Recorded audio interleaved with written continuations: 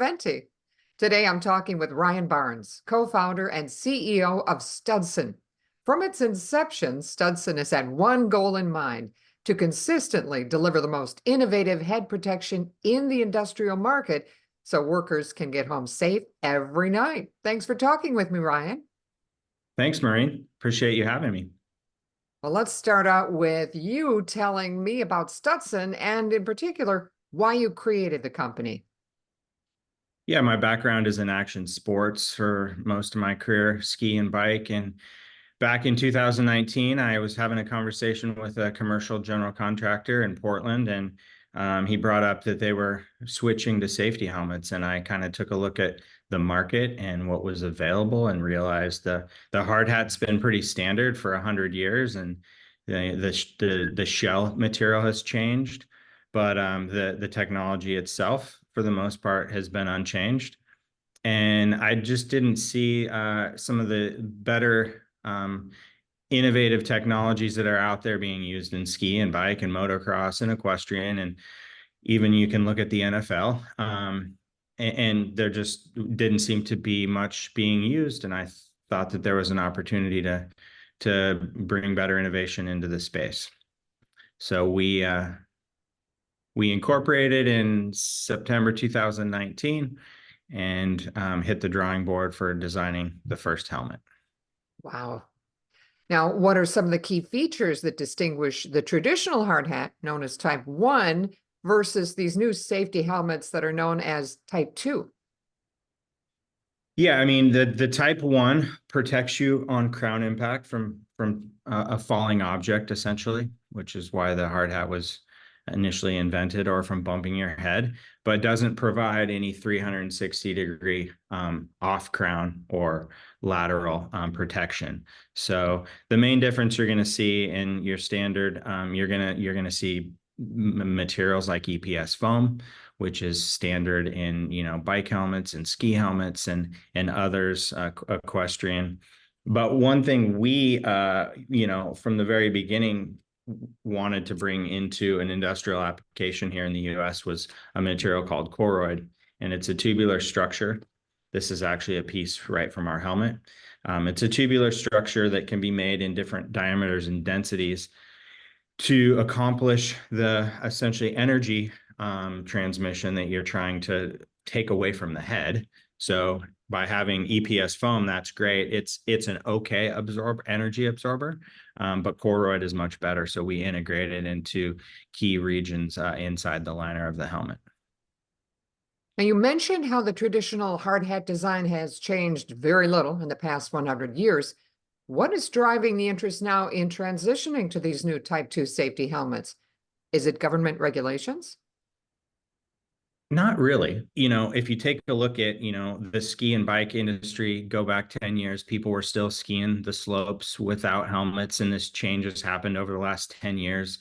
You look at seatbelts. We used to drive our cars and before seatbelt laws and think it was okay to not wear seatbelts. I think it's just a slower adoption.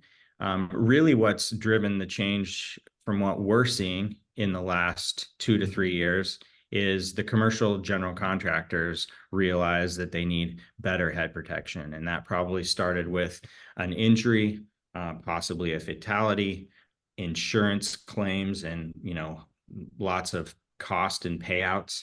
And it's just terrible on the morale of the company when somebody gets badly injured. Traumatic brain injuries can last for, 5 to 10 years, and potentially you'd never fully recover. So they're really traumatic, situations to deal with. So I think the commercial GCs just realized that they were having too many people get injured and needed to make a change. OSHA is now piloting helmets.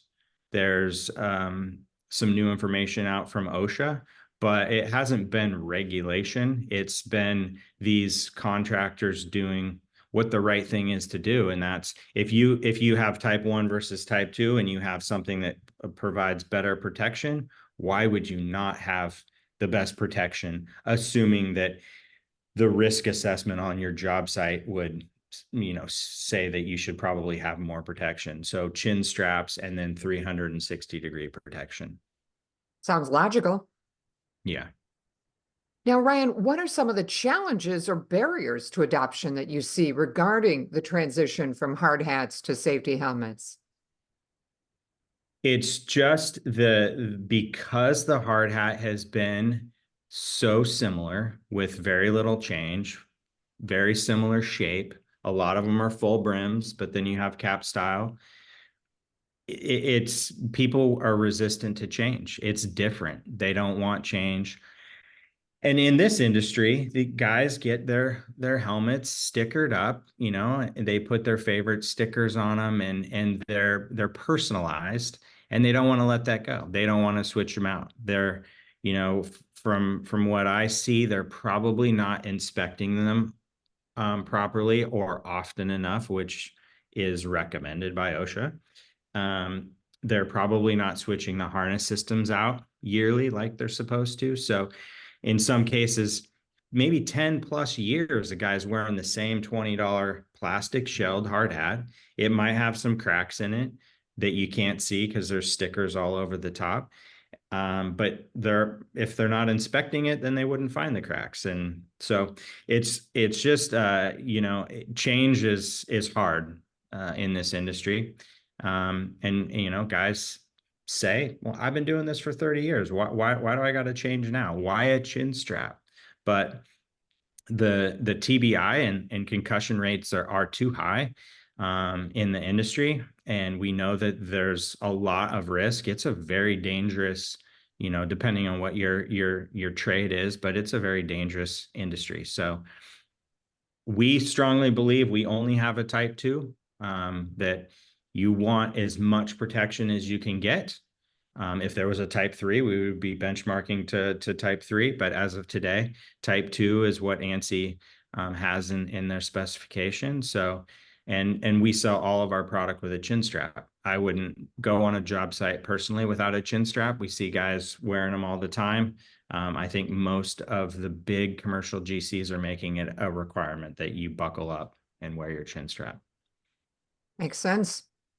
Now, we are approaching the hottest time of the year in North America. An estimated 2,300 people in the United States died from heat-related illness in 2023, triple the annual average between 2004 and 2018. And this year is not looking any better. And meanwhile, many industrial and construction workers spend most, if not a significant portion of their time outdoors in the elements. Can you talk about how improvements in head safety equipment are helping workers protect themselves, not just from falls, trips, and slips, but also from the heat? Yeah, heat illness is a hot topic for sure. And it's a problem, or a challenge that we're all faced with. These safety helmets have, more material inside, and more material inside is going to create for a hotter environment within your head or your helmet versus the traditional 4-point harness system that had a bunch of dead air up top. So that's a challenge with these safety helmets. And so with Koroyd, we get this tubular structure and we integrate it into 4 regions. But what that does is it allows for airflow to dissipate through there and out the vents. Now, it doesn't work as good in the Class E non-vented electrical version, but it still has a place for that hot air to go. It doesn't just get trapped within the EPS liner itself. We've developed, in collaboration with Mission, some cooling products. So this is a cooling towel. You get it wet, you wring it out, and it will cool to up to 30 degrees below your body temp. And the more exciting thing we have is a skull cap. So most guys are wearing bandanas or different things underneath their hard hat. Wear a skull cap with a little neck cover. So just get this wet, wring it out. It has the same effect. And we're looking at developing several new products for next spring with Mission.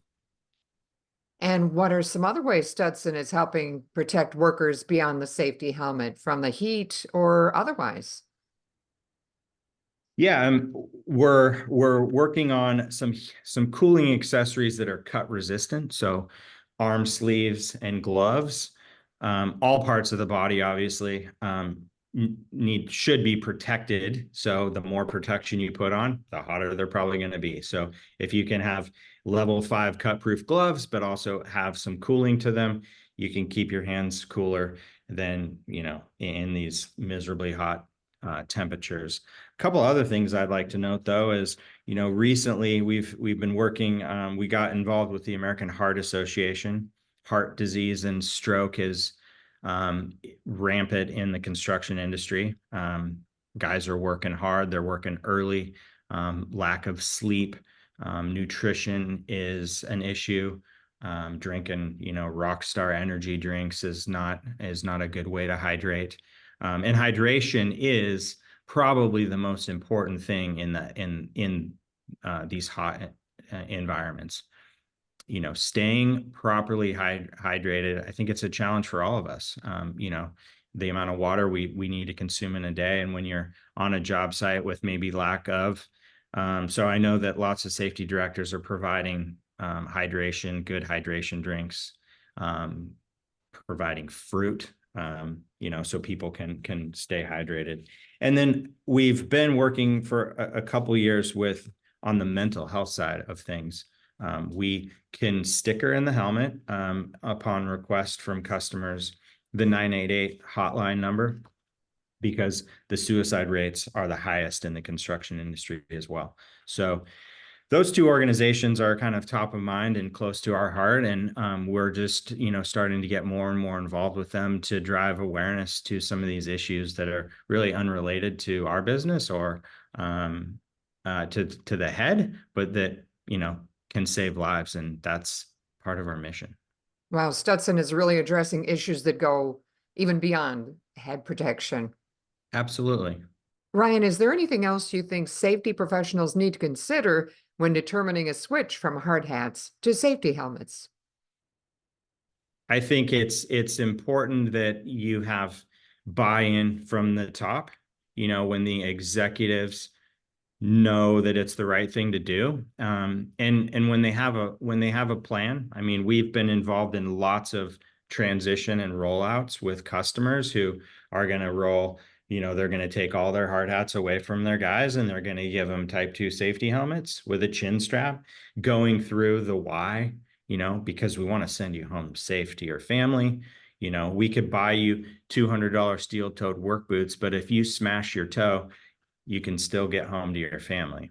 But if you smash your head, that's not going to happen. So, or might be compromised. So, yeah, I think the approach, we've seen lots of different approaches that have been successful, but when people understand the why, they have a lot easier time adjusting to the change.